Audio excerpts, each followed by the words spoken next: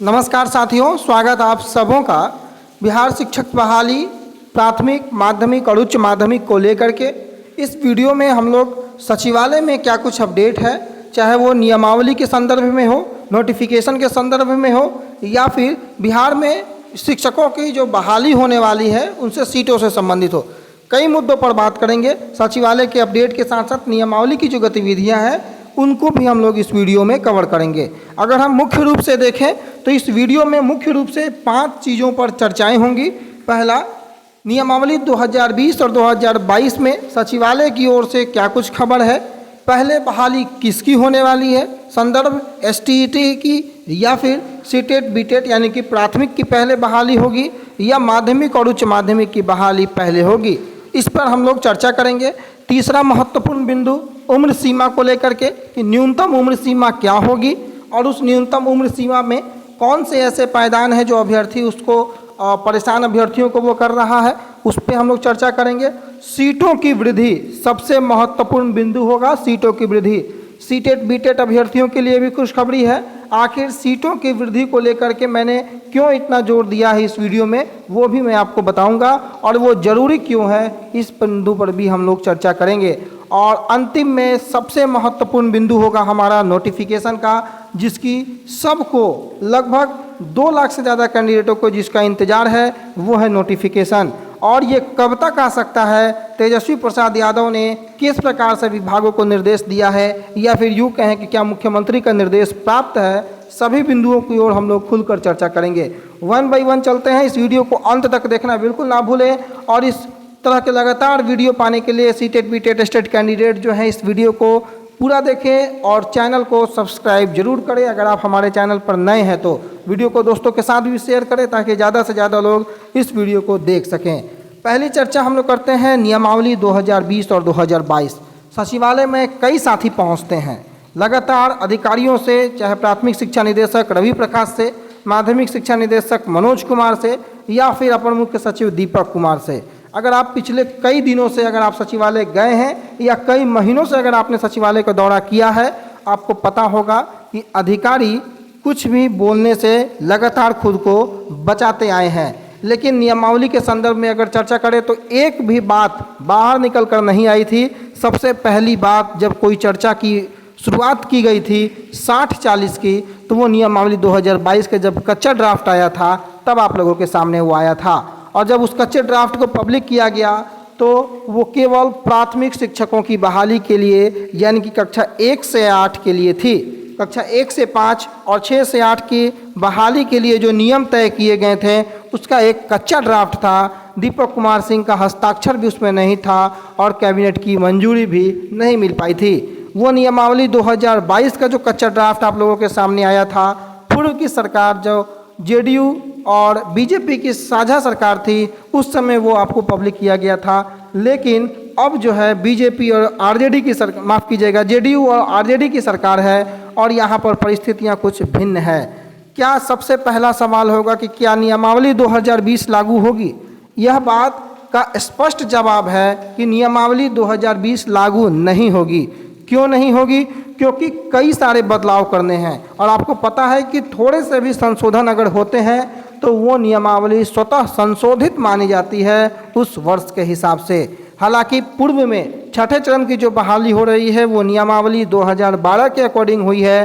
अब नियमावली 2020 चल रहा है, लेकिन सरकार इसमें भी जैसे कई महत्वपूर्ण बदलाव हैं, ऑनलाइन सेंट्रलाइज बहाली, जिसके साथ ही साथ डोमिसाइल को लागू करना है, सीटों का विखंडन करना है, महिला सीटों को जो अगर महिला सीटें नहीं भर पाती है तो वहाँ पुरुषों को मौका देना है। कई महत्वपूर्ण बदलाव हो रहे हैं। इन सभी बदलावों को करने के लिए नियमावली को संशोधन करना बहुत आवश्यक है और संशोधित नियमावली स्वतः अगर 2022 में निकल आती है तो वो स्वतः नियमावली 2022 में परिवर्तित हो जाती है। परंतु मुख्य आधार क्या है? खबरें सचिवालय से ये है कि कक्षा 1 से 5, 6 से 8 के लिए प्राथमिक शिक्षकों की बहाली के लिए जो नियमावली पब्लिक हुई थी 60-40, उस नियमावली को लेकर के बातें आगे चल रही हैं। 60-40 का रेशियो यानी कि टीईटी की जो प्रतिशत है वो 60% और मैट्रिक इंटर और बीए बीएड का प्रतिशत को आपको जोड़ करके 40%, इस आधार पर बहाली को आगे लेकर के जाना है। वही माध्यमिक और उच्च माध्यमिक की चर्चा करें, अब तक मैं आपको ये स्पष्ट बात बता दूं, अब तक खुलकर किसी अधिकारियों ने नहीं बोला है। कहीं पर भी आप लोगों ने किसी भी प्रकार की अगर खबर सुनी है तो वो लोग अपने अपने तरीके से बता रहे हैं, परंतु नियमावली में चयन की प्रक्रिया में आज मैं जोर दे करके इसलिए इस बात को कहना चाहता हूँ, माध्यमिक और उच्च माध्यमिक के लिए भी चयन की प्रक्रिया में भी किस प्रकार से अभ्यर्थियों का नियुक्ति का आधार होगा उसमें बदलाव हो रहा है। और एस्टेट और टेट के मार्क्स को वेटेज देने की बात वहाँ भी चल रही है। अब वहाँ कितना प्रतिशत वेटेज होगा ये समय के साथ मालूम चलेगा, परंतु वेटेज वहाँ भी मिलेगा। दूसरी ओर नियमावली 2020 और 2022 के संदर्भ में एक और सवाल उत्पन्न होता है कि सरकार नियमावली 2020 को आखिर क्यों लागू नहीं करना चाहती है। कई महत्वपूर्ण प्रावधान, कई महत्वपूर्ण बदलावों को शामिल करना है, जिस कारण से नियमावली 2020 को बदलना पड़ा। मैट्रिक, इंटर, ग्रेजुएशन, बीएड चारों अंकों को यानी कि चारों वर्षों के अंकों को आपको जोड़ना है। चारों समय के मैट्रिक में, इंटर में आपने कितने अंक प्राप्त किए उसको भी अगर जोड़ने की बात कक्षा 1 से 8 में आ रही है। हालांकि मैट्रिक इंटर को लेकर के कई जगहों पर विरोधाभास भी देखने को मिल रहा है, लेकिन सरकार ने मैट्रिक और इंटर को इस बार फिर से शामिल किया है।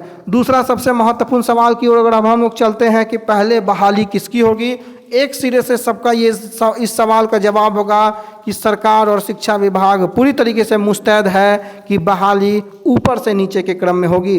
कई साथियों ने लगातार ज्ञापन दिया है और दीपक कुमार सिंह जो कि अपर मुख्य सचिव हैं शिक्षा विभाग के, उन्होंने भी अब ये मूड बना लिया है कि बहाली ऊपर से नीचे यानी कि उच्चतर माध्यमिक से माध्यमिक, माध्यमिक से प्राइमरी की ओर बहाली है, आगे बढ़ेगी। लेकिन इसका मतलब यह नहीं है कि प्राथमिक की बहाली बाद में होगी या देर से होगी। कुछ दिनों का अंतराल रहेगा और सरकार कुछ इस तरीके का जो व्यवहार अपनाएगी कि पहले माध्यमिक और उच्च माध्यमिक फिर माध्यमिक के अभ्यर्थी ज्वाइन कर लें, फिर प्राथमिक के अभ्यर्थियों को मौका मिले, ताकि अधिक से अधिक योग्य अभ्यर्थियों का मौका खाली ना जाए हाथ से उनके और उन्हें विद्यालय में पदस्थापित होने का मौका मिले। इस पर लगभग मोहर लग चुकी है कि बहाली ऊपर से नीचे की ओर आ रही है, उच्चतर माध्यमिक से प्राथमिक की ओर आएगी, लेकिन बहाली सभी की आ रही है और एक साथ कुछ दिनों के अंतराल में होगी। घबराने की सीटेट बीटेट वालों को भी आवश्यकता नहीं है, अंतराल कुछ दिनों का रहेगा, प्रक्रिया आपके भी साथ में ही लगभग शुरू होने वाली है। तीसरा महत्वपूर्ण सवाल है उम्र सीमा न्यूनतम क्या होगा। तो जो कच्चा ड्राफ्ट आप लोगों ने देखा था उसमें न्यूनतम उम्र सीमा 21 साल कर दी गई है और यही 21 साल अब आगे भी आप लोगों को देखने को मिलेगा। न्यूनतम उम्र सीमा 21 साल है। जितने लोगों का ये प्रश्न था कि न्यूनतम उम्र सीमा क्या रहेगी, तो ये बात तय है कि 21 वर्ष जो है अब न्यूनतम उम्र सीमा रहेगी। बाकी आपको पता है कि 10 वर्षों के अंतराल में, अगर आप माध्यमिक उच्च माध्यमिक की बात करें, 10 वर्षों का अंतराल हो गया है बहाली में और इतने अंतराल के बाद अगर सरकार बहाली लेती है तो आपको भी पता है कि सरकार को अधिकतम उम्र सीमा में छूट देनी ही पड़ती है। तो अधिकतम उम्र सीमा में छूट मिलनी लाजमी है। इसके लिए भी प्रयास सचिवालय स्तर पर जारी है और उम्मीद है कि जल्द ही इसको लेकर के आपको एक बड़ा पत्र देखने को मिल सकता है नोटिफिकेशन के पहले। चौथा महत्वपूर्ण सवाल की ओर अगर हम लोग आते हैं कि सीटों की वृद्धि को लेकर के, बहुत महत्वपूर्ण सवाल है। मैं सीटेट बीटेट अभ्यर्थियों से शुरुआत करूंगा सीटों की वृद्धि को लेकर के। 1,29,000 का डाटा आप लोगों के पास आया था, परंतु एक्चुअल सीटों की संख्या जो खाली सीटें हैं वो तकरीबन 2.5 लाख के आसपास की जो सीटें हैं वो प्राइमरी में खाली हैं। 2.5 लाख के आसपास की सीटें। शिक्षा मंत्री को आपने मंच से खड़ा होकर के ये बात कहते हुए जरूर सुना होगा कि आपकी जितनी संख्या है उसके 2.5 गुना सीटें हमारे पास खाली या उससे ज़्यादा सीटें हमारे पास खाली है। इतनी सीटें खाली हैं कि सीटेट बीटेट पास अभ्यर्थी कम पड़ जाएंगे, अलग से परीक्षा हमें लेना पड़ेगा। आप ये समझें कि 2.5 लाख से ज़्यादा केवल प्राइमरी में सीटें खाली हैं और कैंडिडेट 1.25 लाख के आसपास हैं। सबकी बहाली हो जाएगी अगर ऊपर से नीचे की ओर सरकार अगर बहाली लाती है और ज़्यादा से ज़्यादा संख्या में सीटों को निकालती है। एक बात का जोर आप हमेशा बनाए रखें, चाहे आप प्राइमरी के कैंडिडेट हैं या फिर सेकेंडरी के कैंडिडेट हैं, आपने सीटेट उत्तीर्ण कर रखा है या फिर एस्टेट उत्तीर्ण कर रखा है या फिर बीटेट उत्तीर्ण कर रखा है, शिक्षा विभाग में सीटों को बढ़ाने के लेकर के दबाव बेहद ज़रूरी है, क्योंकि शिक्षा विभाग गंभीर है सीटों को बढ़ाने के लेकर के।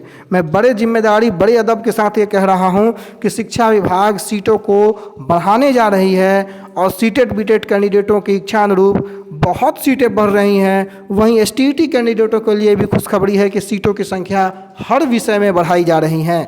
आपको पता होगा 5000 के आसपास मेन स्ट्रीम सब्जेक्ट जैसे मैथमेटिक्स, इंग्लिश, एसएसटी, इन सभी विषयों में विज्ञापित की गई थी स्टेट 19 की सीटें। परंतु अब सीटों की संख्या काफ़ी बढ़ेगी और इसके लिए आपका प्रयास कम नहीं होना चाहिए। सरकार अब भी रोल बैक कर सकती है, सरकार जहां दबाव कम पड़े वहां पीछे हट सकती है। इसलिए सीटों की संख्या को आप बहुत अधिक तरीके से, पुरजोर तरीके से उठाएं।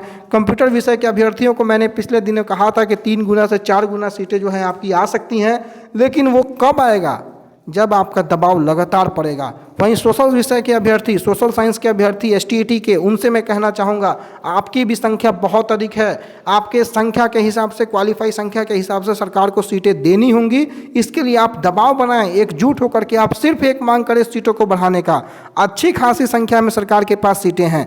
सरकार अगर चाहे तो 10,000, 11,000 से अधिक सीटें दे सकती हैं, कहीं प्रॉब्लम नहीं होगा, लेकिन आपका दबाव उसके लिए बेहद आवश्यक है। एसएसटी विषय के अभ्यर्थी अगर सुन रहे हैं और कंप्यूटर विषय के अभ्यर्थी सुन रहे हैं, एक साथ मिलकर दबाव बनाइए। हालांकि शिक्षा विभाग गंभीर है और बहुत गंभीर है सीटों को बढ़ाने को लेकर के, लेकिन अगर आपके दबाव से अगर 1500, 2000 सीट अगर अधिक बढ़ जाती है तो उससे कोई परेशानी नहीं है। और अगर आपका दबाव कम होता है तो 1500, 2000 सीटें कम हो जाएंगी, इसमें भी कोई अतिशयोक्ति नहीं होगी।